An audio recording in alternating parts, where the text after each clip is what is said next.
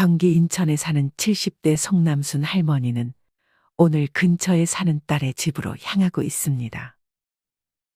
평소에 송씨 할머니는 딸의 집에 거의 방문하지 않지만 요 며칠 혼자 사는 딸이 연락이 잘 안 돼서 급하게 딸의 집으로 가고 있습니다. 송씨의 딸은 몇 년 전 남편과 이혼하고 혼자 살고 있습니다. 아들이 하나 있지만 일찍이 독립한 상태였는데 송씨는 그런 손주에게 엄마랑 연락되냐고 물어봤지만 바빴는지 답장이 없었습니다. 이후 송씨 할머니는 딸이 집 앞에 도착해 벨을 눌렀습니다. 첫 번째 눌렀을 때 아무도 반응이 없자 송씨는 무서웠습니다. 주말인데다 날도 덥고 해서 딸이 밖으로 나갈 리 없다는 사실을 잘 알고 있었기 때문이었습니다. 한 번 더 벨을 눌러도 반응이 없자 송씨 할머니는 경찰에 신고하려고 휴대전화를 꺼냈습니다. 그 순간 띠리릭 하는 소리와 함께 문이 열렸습니다. 송씨의 딸은 송씨를 보고 활짝 웃었습니다. 엄마 오셨어요? 뭐야, 집에 있었어? 걱정했잖아. 연락도 안 되고. 죄송해요. 요새 일이 좀 바쁘고 정신이 좀 없어서. 대체 얼마나 바쁘길래 휴대전화 볼 시간도 없어? 너 어떻게 됐을까봐 경찰에 신고라도 하려던 참이었다. 좀 늦게 나왔으면 큰일 날 뻔했네. 안 그래도 요새 정신이 하나도 없고 삶이 영 정돈이 안 된 느낌이에요. 나보다 더 바쁜 사람들도 나처럼 살진 않을 텐데. 이것저것 너무 신경 쓰고 정리가 안 되니 바쁘기만 바쁘고 일도 잘 안 되는 것 같아요. 이 엄마가 생각하기에 너는 지금 뭘 더하기보다는 빼기를 해야 할 것 같은데? 빼기? 어떤 걸 빼요? 송씨 할머니는 거실 소파에 앉아 얘기를 하기 시작했습니다. 지금 네 인생에서 불필요한 것들을 줄이는 거지. 그게 물건이든 마음이든. 그런 생각은 한 번도 못 해봤는데. 안 그래도 요새 뭔가 일을 더 하거나 물건을 하나씩 더 사거나 하는 경우가 많긴 해요. 엄마 말 듣고 보니 요새는 내 인생에서 더하기만 하고 있었던 것 같아요. 저도 인생 말년에는 좀 잘 살고 싶은데 이렇게 가다간 말년이 비참해질 것 같아요. 너도 50대잖아. 이제는 불필요한 걸 빼거나 줄여야 할 때야. 그러면 엄마, 뭘 빼야 좋을지 저 좀 알려줄 수 있어요? 그러면 내가 줄여야 할 것 딱 5가지 정도만 알려줄게. 너무 많이 알려주면 머리 아프니까. 딱 좋아요. 첫 번째로 줄여야 할 건 뭐예요? 우선 첫 번째는 지출이야. 말년은 지출이 결정한다는 말 들어봤어? 여기 너네 집 들어올 때도 택배 상자 보이고 지금 이 거실에도 안 뜯은 택배 상자들이 이렇게 쌓여 있는데 이거 다 쓰려고 산 거 맞아? 쓸 생각으로 샀는데 생각해보니 그렇게 자주 쓸 것 같지는 않고 귀찮아서 그냥 저렇게 방치해 두고 있어요. 말년에 비참해지지 않으려면 제일 중요한 것 중 하나가 모두가 알겠지만 돈이야. 돈 없으면 가족이 돌봐줄 거라는 생각을 먼저 버려야 돼. 내 자식은 안 그럴 거라고 생각해도 돈 없는 부모보다 돈 있는 부모한테 잘한다는 것은 부정할 수 없어. 돈을 지키려면 지출을 잘 통제해야 돼. 네가 버는 수입을 늘리는 것도 좋지만 현실적으로 그건 쉽지 않잖아. 지금 너도 회사 다니니까 월급은 고정이니 돈을 지키려면 지출 관리가 필수야. 한 달에 돈 빠져나갈 때마다 어디서 빠져나가는 돈인지는 알고 있어? 알아서 빠지겠지 하고 따로 확인하진 않아요. 의외로 너처럼 자기 통장에서 빠져나가는 돈이 뭐 때문에 빠져나가는지 모르는 사람이 많아. 그걸 확인을 안 하다 보니까 필요 없는 것들을 해지도 하지 않고 몇 년째 계속 내는 사람도 엄마 주변에 있어. 그 외에 한 달에 한 번씩 돈 빠져나가는 것들 있잖아. 정기결제라고 하나? 거기서 지금 너한테 필요 없는 것들은 찾아서 해지를 해버리는 게 좋아. 지금 바로 확인해 볼게요. 그렇게 송씨의 딸은 엄마의 말대로 스마트폰 앱을 이용해 통장에서 뭐 때문에 돈이 빠져나가는지 확인했습니다. 하지만 송 씨는 돈이 빠져나간 목록을 보면서 당황함을 숨길 수 없었습니다. 분명 돈은 빠져나갔는데 뭐 때문에 빠져나갔는지 알 수가 없었습니다. 11만 4,900원? 내가 최근에 10만 원 이상 결제한 게 뭐가 있지? 최근에 산 것도 기억 못하냐? 매달 2만 원, 그리고 15,000원씩 빠지는 게 있네. 이건 뭐지? 진짜 아무것도 모르는구나. 어디서 쓴 건지 정확하게 알 수가 없어 송 씨의 딸은 한참 동안 기억을 더듬었습니다. 결국 알아냈는데 그것은 지금은 쓰지도 보지도 않고 빠져나가고만 있던 돈들이었습니다. 송 씨의 딸은 이용도 안 하면서 최근 1년 동안 한 달에 2만 원씩 해당 회사에 기부를 하고 있었습니다. 와, 쓰지도 않았는데 1년 다 해서 20만 원 넘게 냈네. 지금 생각해보니 이거 너무 아까운데? 그리고 11만 원 결제된 건 저기 박스에 있는 물건 중 하나인 것 같아요. 환불해야 되는데 한 달 정도 된 거라 환불이 안 될 것 같은데. 얘야, 너 얼른 저 택배 물건 중에 안 쓰는 거는 환불해라. 엄마의 말을 들은 딸은 부랴부랴 안 쓸 것 같은 물건들을 환불 처리했습니다. 송 씨가 고른 첫 번째로 줄여야 할 것은 지출이었습니다. 여러분, 노후의 최저생활비라는 말 들어보셨나요? 혼자 살면 최소 얼마가 필요하고 부부가 살면 얼마가 필요한지에 대해 유튜브나 뉴스에 평균 금액이 나오지만 이런 평균 금액은 사실상 중요하지 않습니다.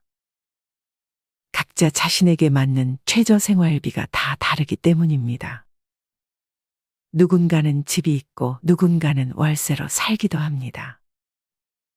그리고 누군가는 취미가 아주 많고 또 누군가는 취미가 있어도 별로 돈이 들지 않는 취미를 즐기고 있습니다. 누군가는 외식을 즐겨 하지만 또 누군가는 자기가 값싼 재료들을 골라 혼자 요리해 먹어도 아주 만족스러워 합니다. 이렇듯 모두에게 필요한 노후 최저생활비는 다 다른데 남들이 이만큼 필요하다고 해서 좌절할 필요도 전혀 없습니다. 대신 내가 한 달에 필요한 생활비는 시간을 내서 계산을 해보는 것이 좋습니다. 병원비가 나갈 수 있기 때문에 조금은 넉넉하게 최저생활비를 계산해 보세요. 그리고 그 선에서 내가 은퇴를 했을 때 연금과 목돈으로 최저생활비를 커버할 수 있는지 확인해 보는 습관을 들이는 것이 좋습니다. 여러분은 은퇴하고 최저생활비로 얼마가 필요할지 계산해 본 적 있으신가요?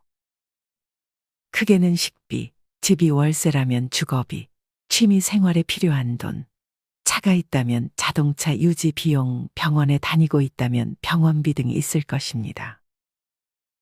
이 영상을 시청하고 나면 꼭 시간을 내서 은퇴 후 나에게 필요한 최소 생활비가 얼마 정도 될지 계산해 보세요.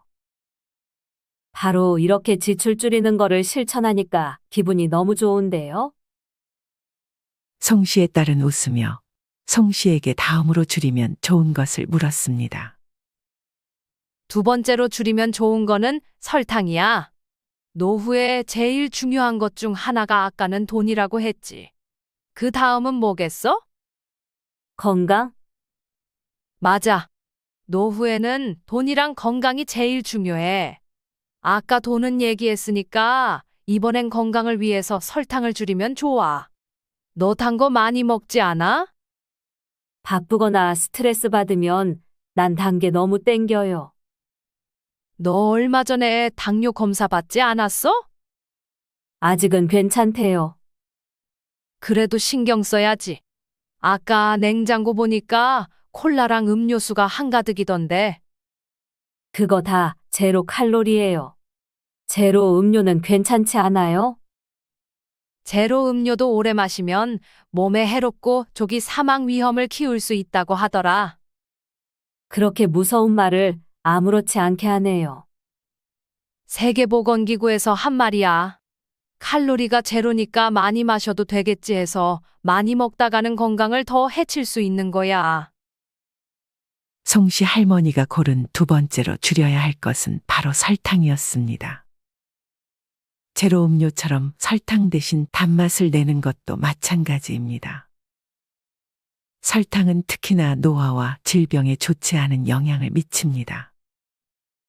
설탕을 많이 먹으면 나이가 들어 뇌기능에 장애를 일으킬 수도 있다고 합니다. 카이스트 김필남 교수님과 정용 교수님의 공동 연구팀이 진행한 연구 결과에 따르면 몸속에 축적된 당이 뇌막의 변성과 기능장애를 일으킨다고 합니다. 설탕과 더불어 녹말도 함께 피해주는 것이 좋습니다. 녹말은 탄수화물의 일종으로 여러 개의 포도당이 글루코시드 결합으로 결합된 다당류라고 합니다. 이런 설탕과 녹말을 과다 섭취하게 되면 췌장이 혈당을 통제하기 위해 더 많은 인슐린을 생산해내는데 이런 인슐린 저항성은 심장병, 암, 당뇨병, 고혈압 등 모든 노화 관련된 질병과 밀접하게 연관되어 있다고 합니다. 설탕을 끊었을 때 하루 이틀 정도는 무기력하고 기운이 없거나 두통, 메스꺼움 및 집중력 저하가 나타날 수 있습니다. 하지만 그 이후로는 입냄새도 줄고 무기력증과 예민함, 조울증 등의 감정 변화가 완화될 수 있다고 합니다. 그로부터 일주일이 지나면 피부도 좋아지고 그 이상이 지나면 기력이 증가하고 체중 감소로 인해 만성질환을 예방하는 효과까지 있다고 하니 백해무익한 설탕은 나이 들어 줄여야 할 대표적인 음식입니다.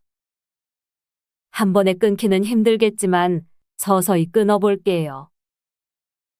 그렇게 말하면서 딸은 어제 먹다 남은 도넛을 과감하게 버렸습니다. 그 다음 세 번째는 뭐예요? 아무리 봐도 너네 집은 불필요한 물건들이 너무 많은 것 같아. 홈쇼핑에서 신기한 물건 나오면 사는 버릇 아직 못 고쳤어? 딸은 엄마의 말에 반박할 수 없었습니다. 어느 순간부터는 정리를 안 하는 게 아니라 못 하겠더라고요. 나이 들면 조금이라도 건강할 때 정리는 필수야. TV에서 집안의 물건으로 꽉꽉 채운 사람들 못 봤어? 물건을 줄이지 않으면 나중에 저장 강박장애가 생길 수도 있어. 일단 버리는 것보다 더 중요한 건 새로운 물건이 생기는 상황을 피하는 거야. 네가 사려는 물건이 반드시 사야 되는 물건인지 집안에 비슷한 쓰임을 하는 다른 물건을 이미 가지고 있는 건 아닌지 먼저 따져봐야 돼. 그리고 버리는 게 힘들면 하루에 한 개씩만이라도 버려봐. 엄마 집은 진짜 깔끔하지 않아요? 내가 왜 집을 깔끔하게 해놓는 줄 알아? 살아있을 때 정리해야 니네가 내 물건들 치우느라 고생 안 할 거잖아. 나중에 손주 생각해서라도 미리미리 비워두는 게 좋아. 송씨 할머니가 딸에게 줄이라고 조언한 세 번째는 집에 있는 불필요한 물건들이었습니다. 여러분은 집에 안 쓰는 물건들이 뭐가 있는지 시간을 내서 생각해 본 적이 있으신가요? 아마 여러분은 프라이팬도 자주 쓰는 프라이팬을 사용하고 컵도 제일 나에게 맞는 컵을 주로 애용할 것입니다. 지금 여러분들의 집에 있는 물건의 양을 줄이면 오히려 장점이 되는 경우가 많습니다. 수납의 측면에서도 그렇고 사고의 위험까지 줄일 수 있습니다. 다들 집에 이 정도는 가지고 있으니까 나도 그 정도의 물건을 놔둬야지 생각하는 것보다 정말 내가 필요한 양의 물건들만 남기는 것이 좋습니다. 도서 50부터는 물건은 뺄셈 마음은 덧셈에서는 나이 들어 절대 사면 안 되는 물건으로 수납 제품을 꼽았습니다. 수납 공간은 물건을 빨아들이는 기능이 있기 때문이라고 합니다. 그도 그럴 것이 수납 공간이 빈 것보다는 채우고 싶은 마음이 잘 들기도 하기 때문에 수납 제품은 그냥 안 사는 것이 가장 좋습니다. 특히나 바닥이나 의자에 막 쌓아둔 물건들은 나를 해치는 흉기가 될 수도 있습니다. 물건을 정리하지 못해 다친다고 상상해 보세요. 노년에 다치는 것만큼 말년을 꼬이게 만드는 것은 없습니다. 많은 정리 전문가분들은 타이머를 켜놓고 그 시간 동안 물건을 정리하라고 말합니다. 처음에는 3분, 그 다음에는 5분, 10분. 이렇게 늘려가다 보면 금방 집이 깔끔해지지 않을까 생각합니다. 송 씨에 따른 송 씨의 말을 듣자마자 송 씨에게 5분만 있어 보라고 한 후 타이머를 켜고 주방을 정리했습니다.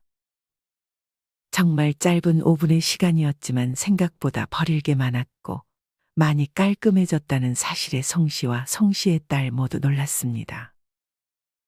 줄이는 게 이렇게 기분이 좋은 거구나. 전 왜 진작 알지 못했을까요? 빨리 다음 줄여야 할 게 듣고 싶네요. 네 번째는 뭐예요? 이제 물건이나 눈에 보이는 것들은 이만하면 된 것 같고 줄여야 할 게 꼭 물건만 있는 건 아니야. 마음과 관련된 거예요? 맞아. 네 번째로 나이 들어 줄이면 좋은 것은 바로 나이 대접 받고 싶어 하는 마음이야. 나이 대접이요? 분리하면 어린 것이 하면서 말하는 사람들 있지? 나도 전에 어떤 나이 든 남자가 젊은 사람이랑 싸우는 거 본 적 있는데 그 나이 많은 사람은 자꾸 말할 때마다 나이도 어린 것이 하면서 얘기를 하는데 정말 보기 싫더라. 근데 누구나 나이 대접은 받고 싶지 않을까요? 나이 대접 받으려면 자기가 나이에 맞게 행동을 잘하면 되는 거야. 그러면 알아서 나이 대접을 해주지. 엄마도 사회생활 오래 하지 않았어요? 엄마가 생각했을 때는 어떻게 행동해야 나이 대접을 받는 것 같아요? 저도 이제 회사 다니면서 부하 직원들이나 모임에서 나보다 어린 친구들이 많은데 항상 그 부분이 고민이었어요. 가끔 나를 무시하는 듯한 사람들이 한두 명씩 존재했거든요. 조금 뻔한 말일 수 있지만 내가 맞다는 생각은 버리는 게 좋아. 아무래도 나이 들면 젊은 사람들을 볼 때 왜 저렇게 하나 싶을 때가 있기 마련이잖아. 하지만 그 사람들한테 괜히 가서 조언해줘봤자 별로 도움도 안 되고 좋은 인상으로 다가오지 않을 확률이 높아.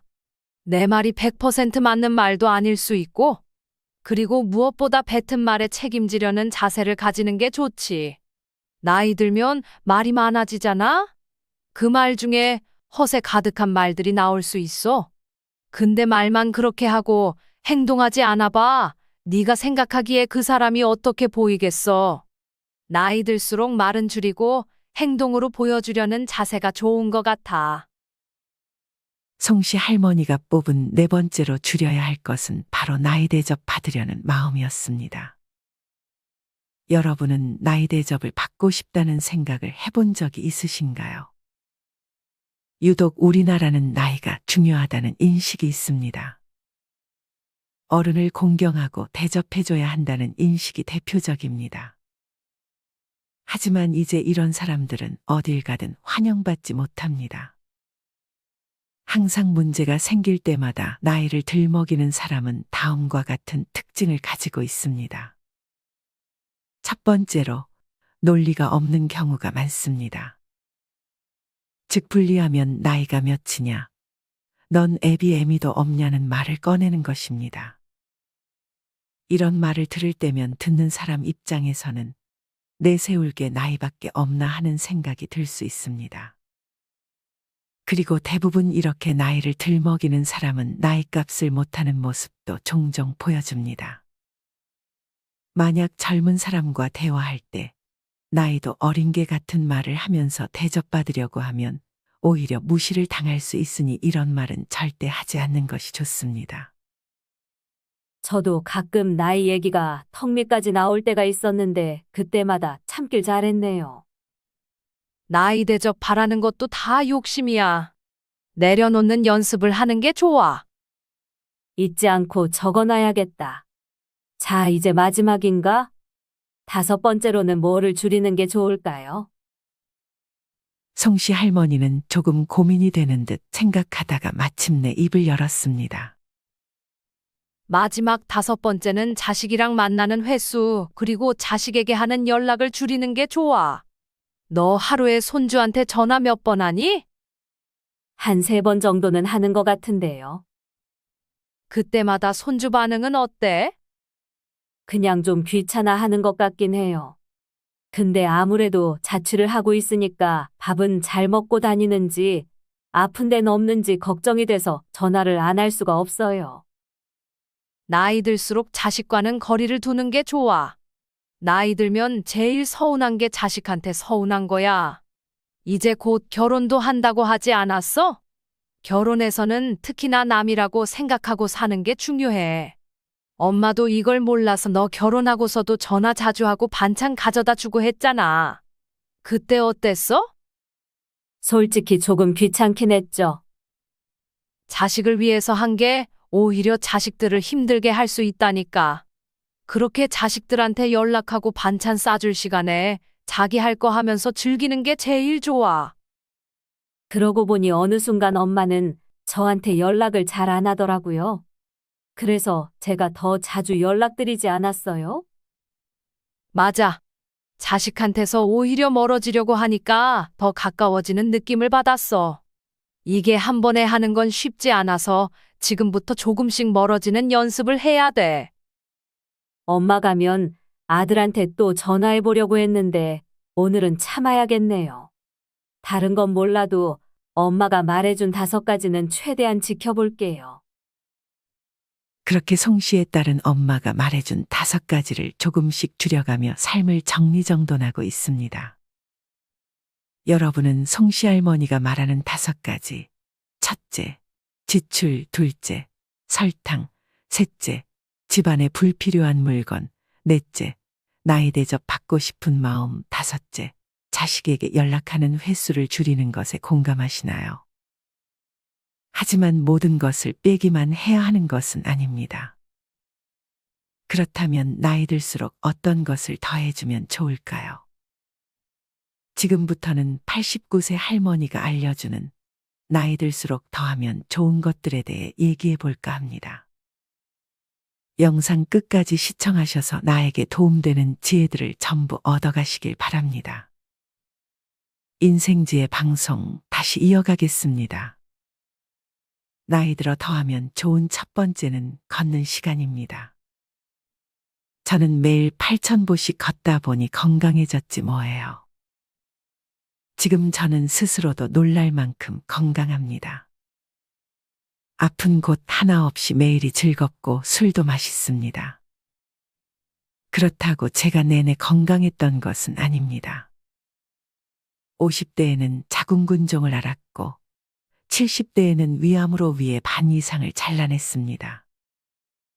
게다가 오른쪽 무릎에 물이 차서 치료를 위해 주사를 얼마나 맞아댔는지 모릅니다. 그런 상태였는데 무리하지 않는 선에서 계속 걸었더니 어느새 통증도 사라지고 차있던 물도 전부 빠졌습니다. 70대와 비교하면 지금이 더 상태가 좋습니다. 어쩌면 인생에서 가장 건강할지도 모릅니다. 지금 생활하는 집으로 이사와 근처 공원을 산책하게 된 영향이 컸다고 봅니다. 그 전까지는 가끔 가다 산책하는 게 다였으니까요. 이곳으로 이사 온 처음에는 자전거를 타고 다녔는데 70살이 되니 도심을 달리는 버스를 무료로 이용할 수 있더군요. 그러면 자전거가 필요 없겠구나 싶어서 팔았습니다. 그러고 나니 걷는 수밖에 없었죠. 산책은 물론이고 장을 볼 때도 태극권을 하러 오갈 때도 걸었습니다. 지금은 1년에 어쩌다가 몇 번 버스를 타는 정도입니다. 코로나로 멀리 나갈 수도 없어서 전철도 탈 일이 없어 걷는 일이 크게 늘었습니다. 그 덕분에 건강해졌다고 확신합니다. 집 근처 공원은 집에서 걸어가기 딱 좋은 거리에 있습니다.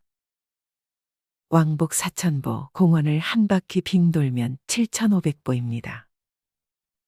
거기에 장을 보러 나가면 8,000보. 그래요. 매일 8,000보를 걷고 있어요.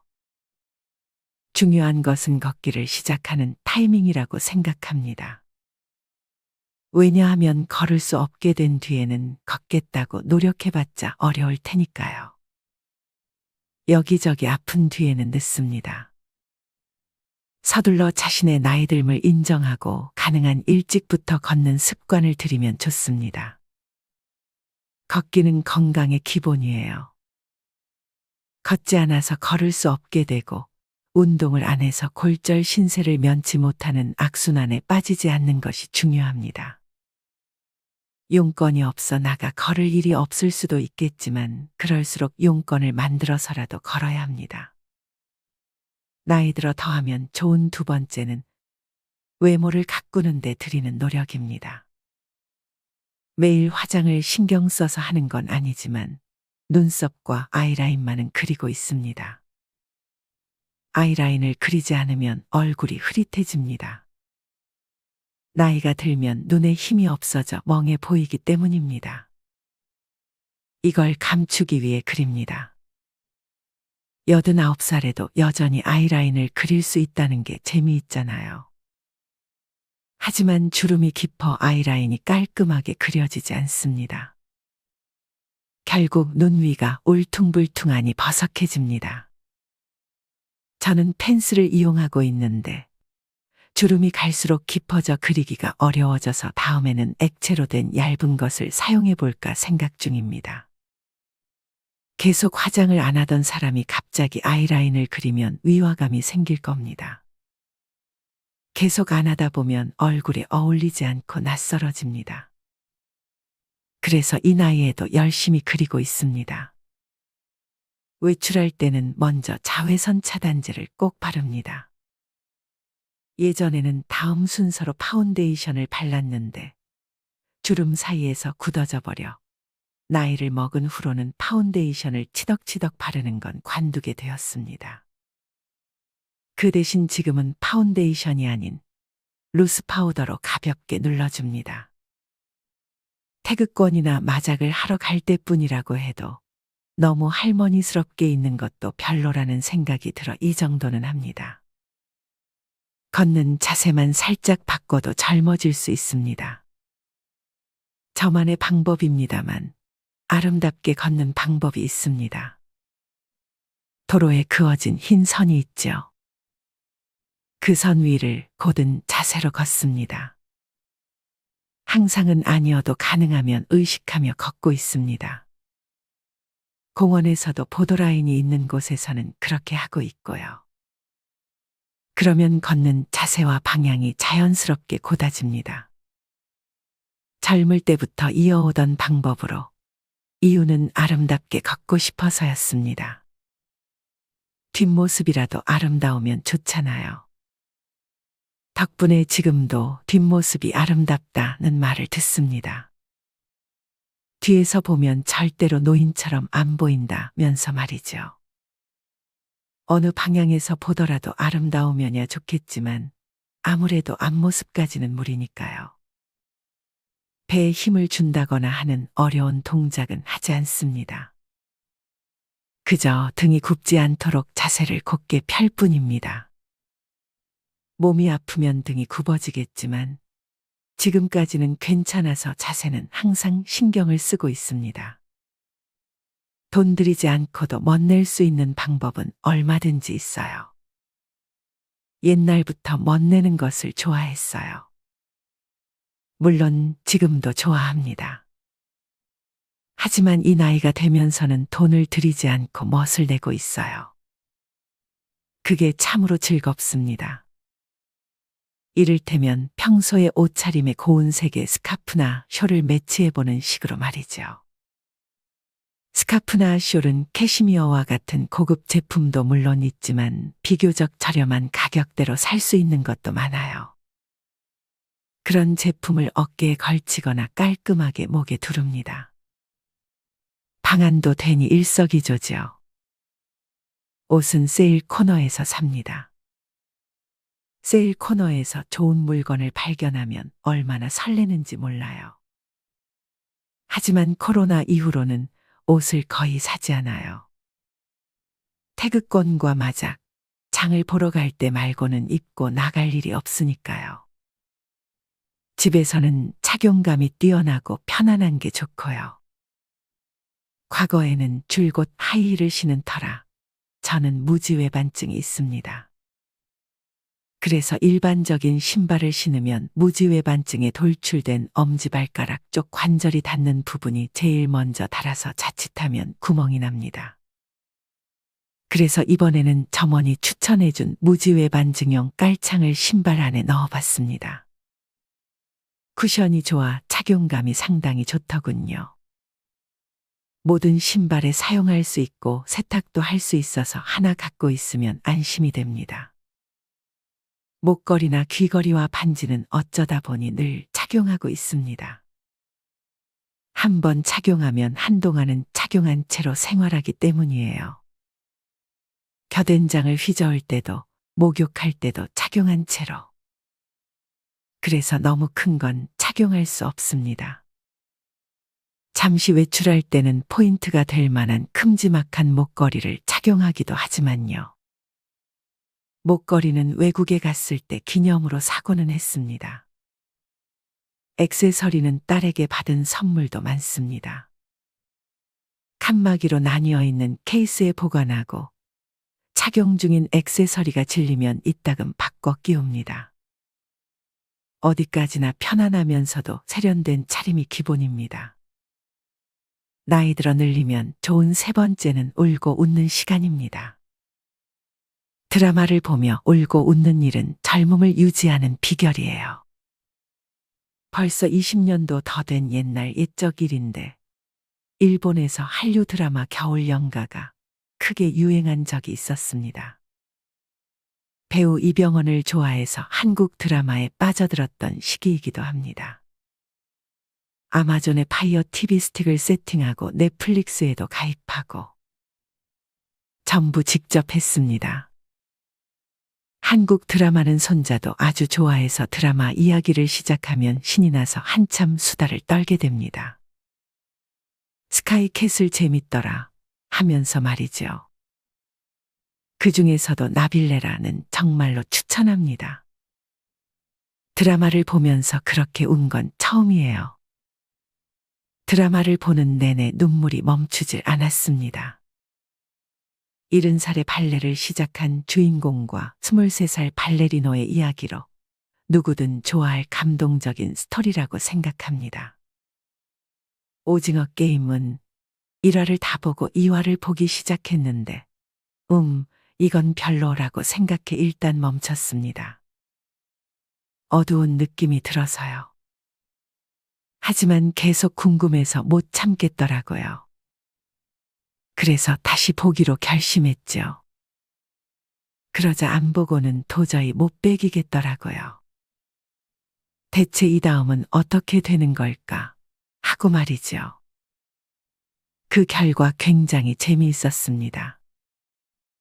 이병헌이 나올 때는 깜짝 놀랐죠.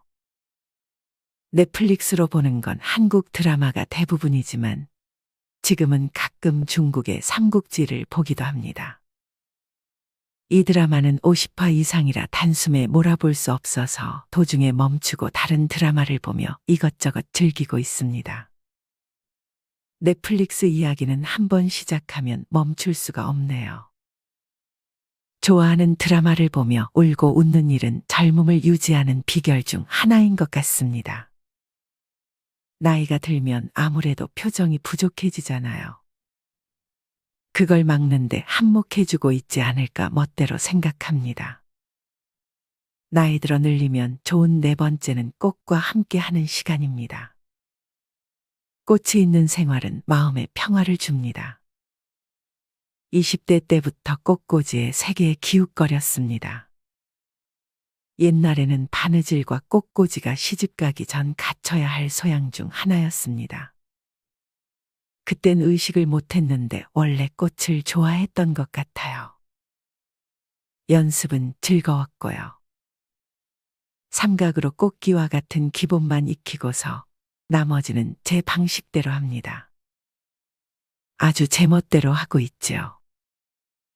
꽃 이름에 관해서도 무지합니다. 꽃 사진을 트위터에 올릴 때는 꽃 이름을 아이폰으로 검색한 다음 올리고 있습니다. 틀린 이름을 적으면 틀렸어요 라는 말을 듣게 되니까요. 사진으로 찍은 꽃을 검색하는 게 무척 쉽기도 하고요. 그때마다 외웠더니 트위터를 처음 시작했을 때보다도 꽃 이름을 제법 알게 되었습니다. 주변에서 쉽게 볼 수 있는 꽃이면 다 좋아합니다. 제가 살고 있는 단지에는 자유 공간이 있어 주민이 각자 좋아하는 식물을 심고 있는데 거기서 한 그루 받아와 가꾸거나 동네 길가에 피어 있는 들꽃을 조금 꺾어와 작은 꽃병에 꽂고 있습니다. 그래서 꽃을 사는 일은 거의 없어요. 꽃병도 좋아해서 많이 갖고 있어요. 꽃병도 예뻐 보이면 다 좋습니다. 고물상에서 파는 것 중에 좀 좋다 싶으면 삽니다. 결코 비싼 것에는 손 떼지 않습니다. 친구에게 생일 축하 선물로 받은 것도 꽤 됩니다. 나이 들어 늘리면 좋은 마지막 5번째는 배움입니다. 저는 78살에 처음으로 컴퓨터를 배웠습니다. 컴퓨터를 시작한 건 78살 때의 일입니다. 매일 연락을 주고받는 런던에 사는 외동딸이 컴퓨터를 이용하면 무료로 통화할 수 있어요 라고 한 말이 계기가 되었습니다. 그 당시 국제 통화료가 굉장히 비쌌거든요. 그리고 좋아했던 동방신기의 유튜브를 보고 싶다는 이유도 있었고요. 맥을 사면 1년 수강료 9,800엔으로 1년간 컴퓨터 강좌를 마음껏 받을 수 있다는 정보도 딸에게 들어 망설임 없이 맥을 샀습니다. 처음에는 아무것도 몰라 쭈뼛거리기 바빴지만 수업이 진행될수록 무척 즐겁더라고요. 이런 것도 할 수 있어 하면서 매일매일이 놀람의 연속이었죠. 게다가 1:1 수업이어서 어떤 질문을 해도 멋진 젊은 선생님이 정성껏 알려주었습니다. 1:1 수업은 1시간, 그룹 수업은 2시간. 13인치의 노트북을 짊어지고 긴자까지 오가는 일은 고됐지만 거기서 사귄 친구와 함께 밥을 먹고 백화점 옥상의 무료 휴식 공간에서 챙겨온 과자를 먹으며 이야기를 나누면서 1년을 매우 즐겁게 보냈습니다. 그 후에도 수업을 더 들을 수 있어서 주 1회씩 3년을 다녔습니다. 뭐든 배우고 싶다고 생각하면 어떻게든 방법이 생깁니다. 고등학교를 졸업하고 도쿄로 왔습니다. 사교 댄스에 빠진 적도 있고 꽃꽂이도 배워보고 마작에 빠지기도 했습니다. 그리고 결혼을 했고 딸을 낳고 이혼을 했습니다. 그 이후로는 다양한 일을 했습니다. 꽤 오랜 시간 언니가 하는 찻집에서 일손을 도왔습니다. 화장품을 좋아해서 화장품 영업을 한 적도 있습니다. 찻집의 단골 손님에게 카탈로그를 건네며 영업을 하기도 했죠. 하지만 그것만으로는 금전적으로 감당이 안 돼 생활은 어렵고 고됐습니다. 아동 수당이 정말로 귀한 돈이었습니다. 원래 옷을 좋아하고 모양 내는 것에 관심이 있던 터라 50살부터 정년까지는 신랑, 신부의 의상 선택을 돕는 의상 코디 일을 했습니다. 그리고 정년을 계기로 그곳을 관두고 70살까지 국가공무원 공제조합연합회의 호텔에서 의상 코디 일을 맡았습니다. 70살에 일을 관두고 나서도 한가롭게 지내지 못하고 이상하게 바쁘게 보내고 있습니다. 당시 인기가 많았던 TV 드라마 사랑한다고 말해줘 별의 금화에서 등장인물이 수어를 쓰면서 수어 열풍이 불었던 적이 있습니다. 그 영향인지 당시 수어를 배우고 싶어 동네 구청에서 주최하는 수어 강좌에 일주일에 한 번, 하루도 빼먹지 않고 3년을 다녔습니다.